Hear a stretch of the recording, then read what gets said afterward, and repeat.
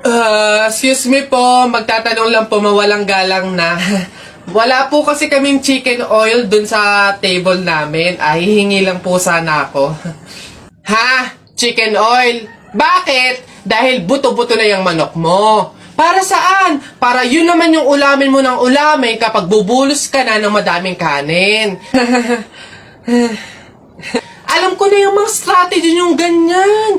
Kapag nga naman naubos yung manok na dapat tinipid nyo, ang pupunteryahin nyo naman yung chicken oil namin. Kasi nga naman masarap yung chicken oil namin, pwede nga namang ulamin yun. Dahilan para mapakinabangan nyo yung only rice. Alam ko na yan, wala na kayong mauuto dito. Visit? Akala nyo banu-banu ako, no? Akala nyo hindi ko malalaman yung iba pang mga strategy nyo. Hindi po to chicken oil. Wala po tong lasa. Ay, wow! Ikaw pa tong nag-inarte. Alam mo, kulang pa nga yan eh. Asin. Budburan mo ng asin para magkalasa. Chicken oil, chicken oil. Wala na, ubos na. Nay! Nay! Ano na naman yan? Bakit? Nay, may nagbebenta na sa labas ng mga sisiw. Bibili na ako. Mura lang yun 20 lang yun Dali na. Sus, na bata ka. Nung nakaraan na, nung ginawa mo dun sa asul, saka dun sa dilaw na sisiw mo ba yun? Pinakain mo lang sa daga, tapos yung isa hinagis mo dun sa bubong.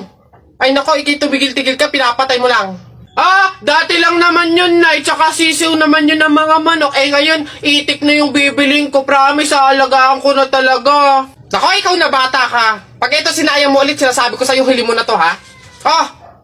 Yun! Sa'yo na, matatalo ka na!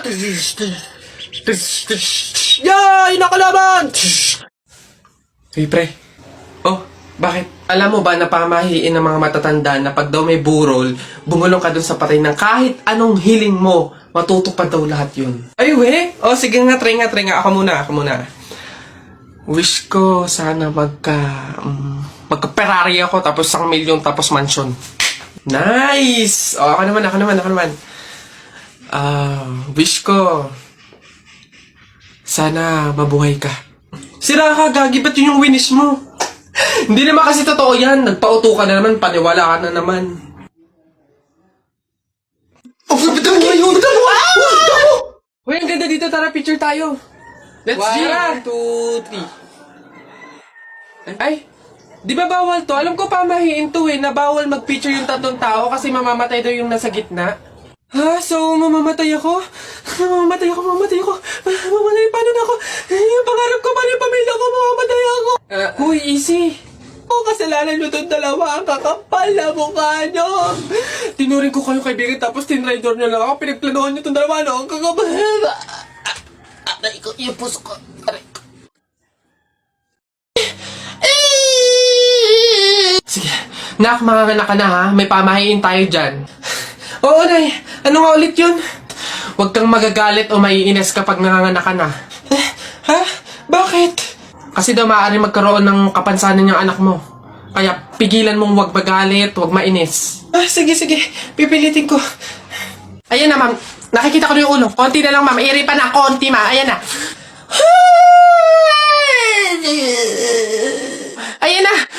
Ay, naputol ko yung ulo ng bata. Ay, ano? Ay, anak, pamahiin. Pilitin mo huwag magalit. Dali. Okay. Chill. Pamahiin. Sige, nurse, kabit mo na lang mamaya.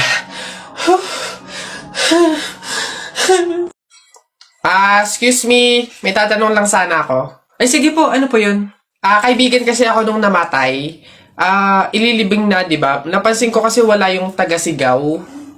Wala ba kayong nilagay? Ay, bakit po kailangan ng taga-sigaw? Kasi di ba kaya siya namatay kasi pinatay siya? Nahuli na ba yung pumatay? Ay, ganun po ba? Hindi pa po nahuli yung suspect O hindi pa pala. Ang pamahiin kasi dyan, para daw makonsensya yung pumatay dun sa tao, is kailangan pag ililibing na, maglagay daw ng taga-sigaw para sumuko na yung pumatay sa kanya. Sige po, ako na lang po, yung sisigaw. Ay, ikaw na lang. Sige, mabuti. Ayos, sige.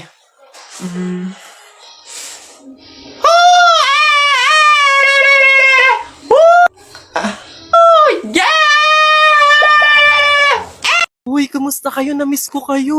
So, kaninong buhay naman yung pag-uusapan natin ngayon? Ay, yung kay Bernadette, buntis. Alala mo yan? Yung kaklase natin na matalino tapos tahimik lang. Yung guard na nagpapakit sa kanya nun, siya ang tatay. For sure yun. Di ba bet niyo yun dati?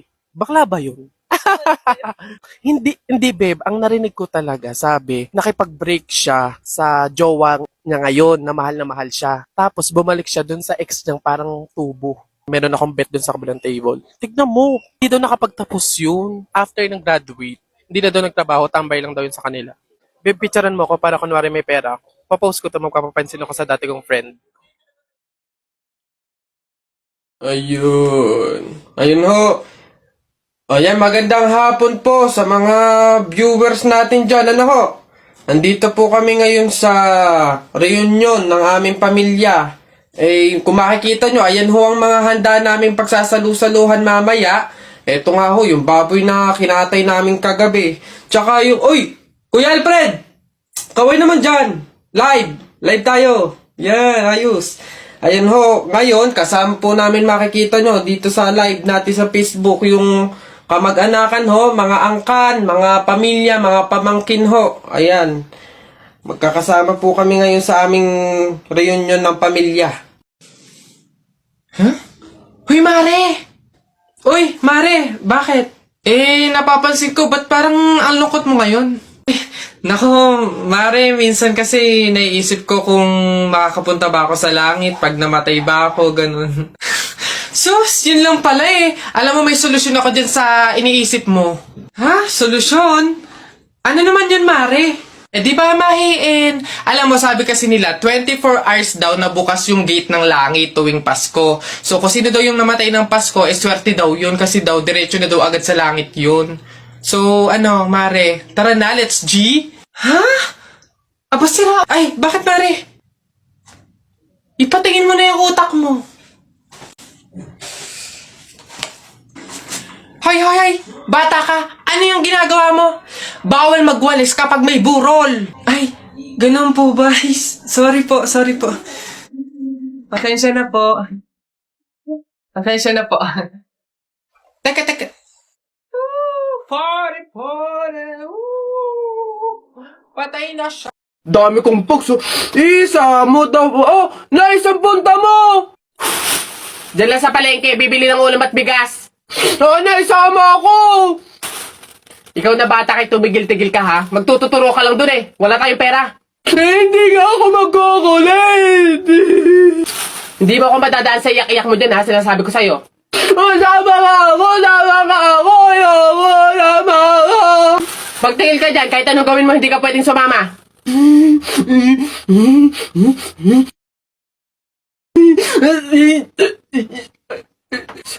Sige, magbihis ka na doon. Kulit ng batang to.